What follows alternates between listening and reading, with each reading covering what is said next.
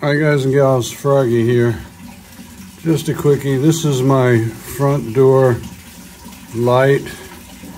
I put this one on originally because it had a sensor right here, and I wanted to be able to leave the light switch on and this would come on and off automatically.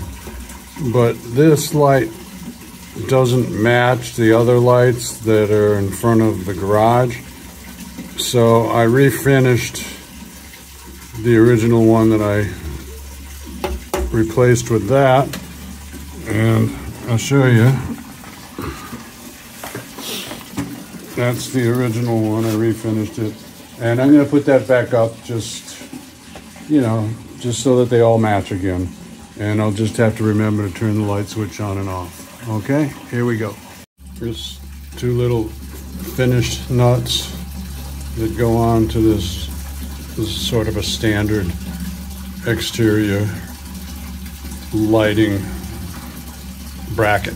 Okay, it's hot. There's the neutral and the ground.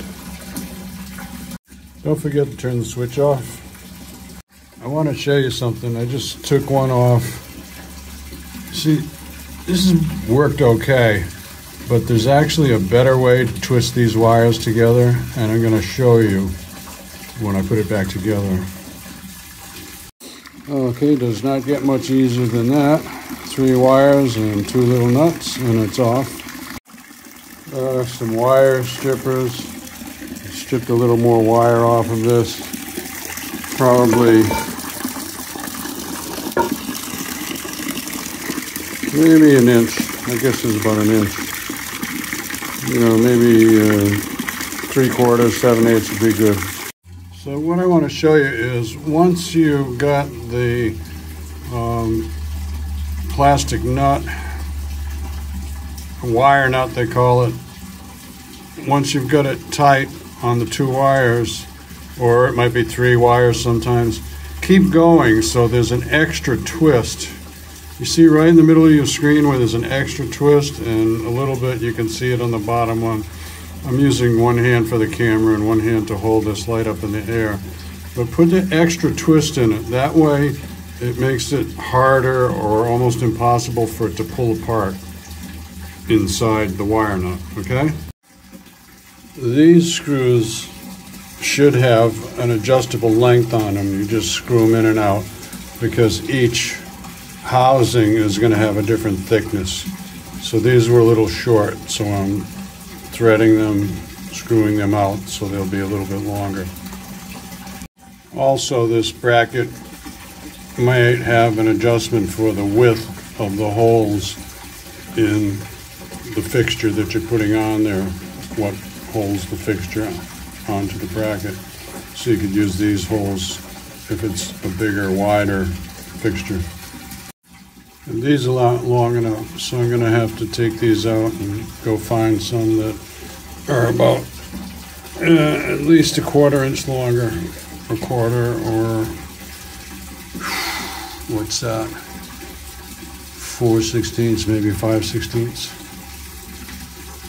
I just happen to have a couple of these longer ones in brass in my junk pile full of electrical type machine screws, but they have heads on them, so I could either take that whole bracket off and insert it from the back side, because I need this sticking out, or I can cut these heads off and then I can just screw it in like I screwed these out.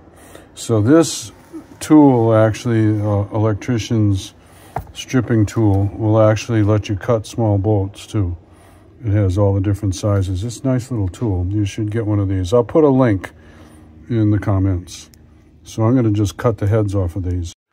I had to bang on this a little bit to cut through the bolt, and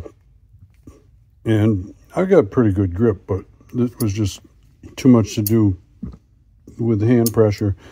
So I took the covers off so I wouldn't be hammering through the cover. It would have, you know, probably cut through. So these just slide off. Nice tool. When you cut through the threads like this, they're not going to be any good to get started in another place. See, it's just going to be chopped off like that. So what I did was I put this into a drill, and then I ran it back and forth through this 832 hole a few times, and that smooths out the threads. I'll show you. Again, I'm using one hand on the camera, but like this, I'd be holding the pliers with the other hand. But you see, it's going through that 832 hole, and the female threads of this tool are cutting new threads on there. You need two hands.